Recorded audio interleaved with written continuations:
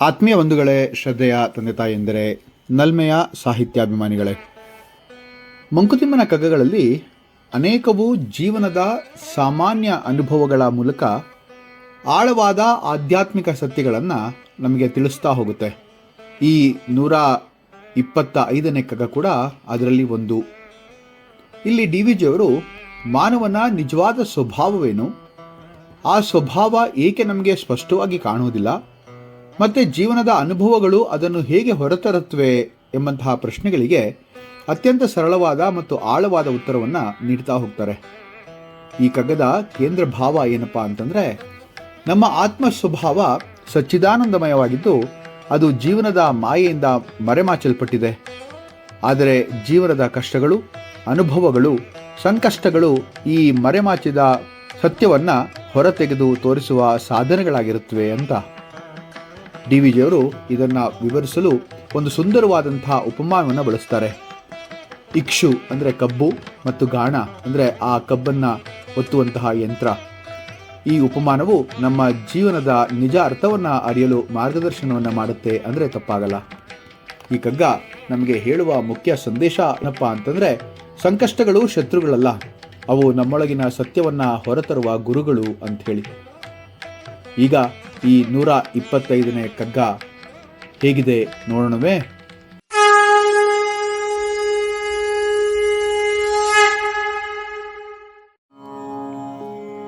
ಸಚ್ಚಿದಾನಂದಂಗಳಾತ್ಮ ಸ್ವಭಾವರಸ ಬಚ್ಚಿಡುವುದದನು ಜೀವಿತೆಯ ಮಾಯಿಕತೆ. ಇಕ್ಷುವೋಲ್ ಜೀವಗಾಣದವೋಲ್ ಜಗನ್ಮಾಯೆ ನಿಚ್ಚ ಬಿಳೆಯಾಲೆ ಮನೆ ಮಂಕುತಿಮ್ಮ ಮಂಕುತಿಮ್ಮ. ಸಚ್ಚಿದಾನಂದಗಳ ಆತ್ಮ ಸ್ವಭಾವರಸ. ಸತ್ ಅಂತಂದರೆ ಸತ್ಯ, ಚಿತ್ ಅಂದರೆ ಚೈತನ್ಯ, ಜ್ಞಾನ ಅಥವಾ ಮನಸ್ಸು, ಆನಂದ ಅಂದರೆ ಸುಖ. ಆತ್ಮನ ಸ್ವಭಾವವೇ ಸಚ್ಚಿದಾನಂದ. ಇಲ್ಲಿ ಸಚ್ಚಿದಾನಂದ ರೂಪೇಣ ಶಿವಾಯ ಪರಮಾತ್ಮನೇ ಅಂಥೇಳಿ ಒಂದು ಸಂಸ್ಕೃತದ ಮಾತೆ ಇದೆ ಅಲ್ವಾ? ನಮ್ಮ ನಿಜವಾದ ಸ್ವರೂಪ ಪೂರ್ಣ ಜ್ಞಾನ ಮತ್ತು ಆನಂದವೇ ಅಲ್ವೇ? ಬಚ್ಚಿಡುವುದನ್ನು ಜೀವಿತೆಯ ಮಾಯಿಕತೆ. ಈ ಸಚ್ಚಿದಾನಂದ ಸ್ವಭಾವವನ್ನು ಜೀವನದ ಮಾಯೆ ಅಂದರೆ ಈ ಅಜ್ಞಾನ ಮುಚ್ಚಿಡ್ತಾ ಹೋಗುತ್ತೆ. ಇರುವಿಕೆ ಜ್ಞಾನ ಮತ್ತು ಆನಂದಗಳ ಆತ್ಮದ ಹುಟ್ಟುಗುಣ, ಅದೇ ಅದರ ತಿರುಳು ಅಂದರೆ ತಪ್ಪಲ್ಲ. ಆದರೆ ಈ ಜೀವನವನ್ನು ನಡೆಸುವ ಮಾಯೆ ಇದನ್ನು ಬಚ್ಚಿಟ್ಟಿರುತ್ತೆ ಅಂತ ಹೇಳ್ತಾರೆ. ಭಗವದ್ಗೀತೆಯಲ್ಲಿ 7ನೇ ಅಧ್ಯಾಯದ 13ನೇ ಶ್ಲೋಕ ಇದನ್ನೇ ಹೇಳುತ್ತಲ್ವಾ? ತ್ರಿಭಿರ್ಗುಣಮಯೀ ಭಾವೈಹಿ ಏಭಿಹಿ ಸರ್ವಮಿದಂ ಜಗತ್ ಮೋಹಿತಂ ನಾಭಿಜಾನಾತಿ ಮಾಮೇಭ್ಯ ಪರಮವ್ಯಯಂ ಅಂತ.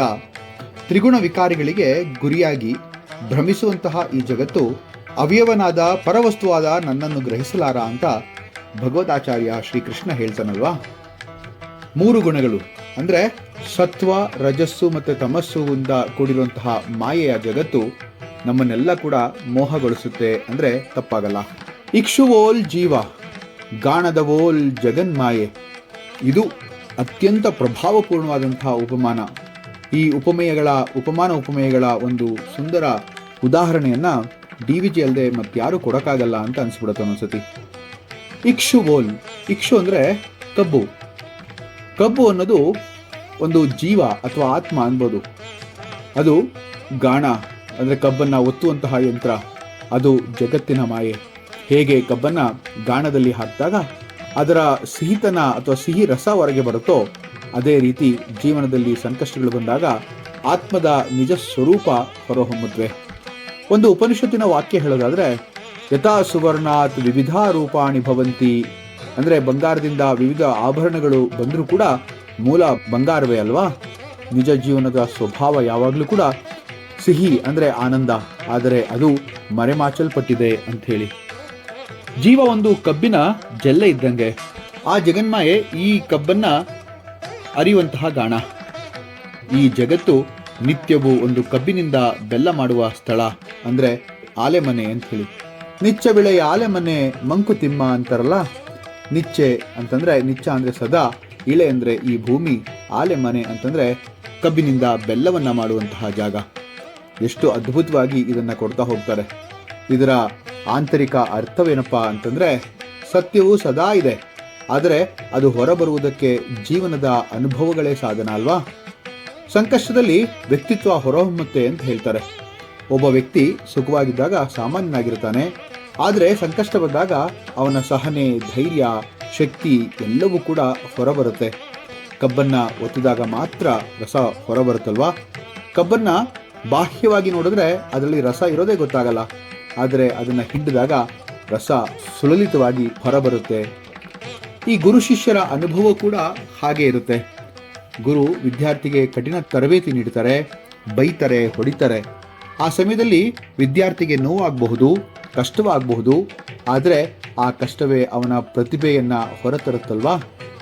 ಕೆಲವರು ಜೀವನದ ಒತ್ತಡದಿಂದ ಮುರಿದು ಬೀಳ್ತಾರೆ, ಕೆಲವರು ಅದೇ ಒತ್ತಡದಲ್ಲಿ ತಮ್ಮ ಒಳಗಿನ ಶಕ್ತಿಯನ್ನು ಕಂಡುಕೊಳ್ತಾರೆ. ಆ ಒಂದು ಒತ್ತಡವನ್ನೇ ಅವರು ತಮ್ಮ ಅಸ್ತ್ರವನ್ನಾಗಿ ಮಾಡ್ಕೊಳ್ತಾರೆ. ಅವರು ಆ ಅಸ್ತ್ರವನ್ನು ಪ್ರಯೋಗಿಸಿ ಜೀವನದಲ್ಲಿ ಉನ್ನತ ಗರಿಮೆಯನ್ನು ಸಾಧನೆ ಮಾಡ್ತಾರೆ. ಅಂತಹ ಅತ್ಯದ್ಭುತವಾದಂತಹ ಉದಾಹರಣೆಗಳು ನಮ್ಮಲ್ಲಿಲ್ವಾ? ಇದೆ ಅಲ್ವಾ, ಗಾಣದೊಳಗಿನ ಕಬ್ಬು ಅನ್ನುವಂತಹ ತತ್ವ. ಇಲ್ಲಿ ಆಧ್ಯಾತ್ಮಿಕ ಸಾಧನೆ ಬಹಳ ಇದೆ. ಧ್ಯಾನ, ಜಪ, ತಪಸ್ಸು ಇವೆಲ್ಲವೂ ಕೂಡ all are like pressing the cane ಅಲ್ವಾ.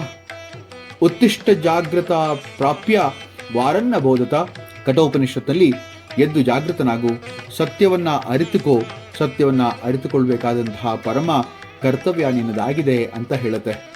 ಈ ಒಂದು ಕಗ್ಗದಲ್ಲಿ ಆಳವಾದಂತಹ ತತ್ವವೇ ಅಡಗಿದೆ ಅಂದರೆ ತಪ್ಪಾಗಲ್ಲ. ಆತ್ಮ ಎಂದಿಗೂ ಕೂಡ ಬದಲಾಗೋದಿಲ್ಲ. ಬದಲಾಗೋದು ಯಾವುದಪ್ಪ ಅಂತಂದರೆ ಮನಸ್ಸು ಮತ್ತು ಜಗತ್ತು, ಆ ಮಾಯೆ ಮಾತ್ರ. ಆದಿಶಂಕರಾಚಾರ್ಯರು ಬ್ರಹ್ಮಸತ್ಯಂ ಜಗತ್ಮಿಥ್ಯಾ ಜೀವೋ ಬ್ರಹ್ಮೈವ ನಾಪರಹ ಅಂತ ಹೇಳ್ತಾರಲ್ವಾ. ಬ್ರಹ್ಮ ಅಂದರೆ ಆತ್ಮ, ಆ ಬ್ರಹ್ಮವೇ ಸತ್ಯ, ಜಗತ್ತು ಮಿಥ್ಯ, ಜೀವನೇ ಬ್ರಹ್ಮನಲ್ವೇ.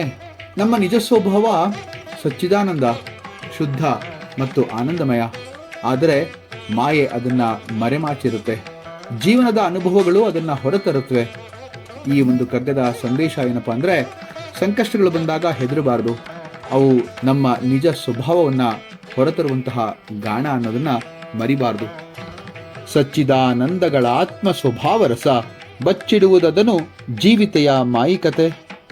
ಇಕ್ಷುವೋಳ್ ಜೀವ ಗಾಣದವೋಲ್ ಜಗನ್ಮಾಯೆ, ನಿಚ್ಚ ವಿಳೆಯಾಲೆ ಮನೆ ಮಂಕುತಿಮ್ಮ, ನಿಚ್ಚ ವಿಳೆಯಾಲೆ ಮನೆ ಮಂಕುತಿಮ್ಮ. ಮುಂದಿನ ಕಗ್ಗದೊಂದಿಗೆ ಮತ್ತೆ ಭೇಟಿಯಾಗ್ತೇನೆ. ನಮಸ್ಕಾರ.